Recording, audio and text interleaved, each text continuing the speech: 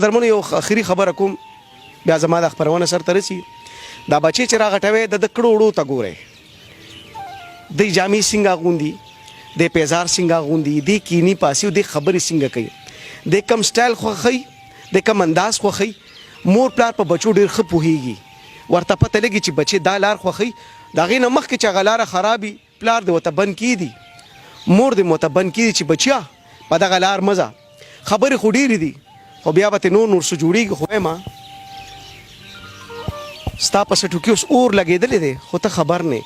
تا نه خواږه ستا د لاسه لاړل زه وایم سهده پورې به قصوروار هغه والدین هم وي چې د چا په انګړ کې راغټ بچي داسې رالوي شي چې ورته پته لګي چې دا خونړی دی وایم په ګمله کې چې بوټي وکرم نو ما ته تاسو ته هم پته لګي چې دا بوټي په سونو اوبو کې دی اولاد خو بیا د روح را پیدای په دې مور پلار څنګه ناپوهي کېدی شي الله تعالی دې موږ د داسې اولاد ساتي پلاران ټول ښه وي پلاران دومره ښه وي چې د هغې انتها نشته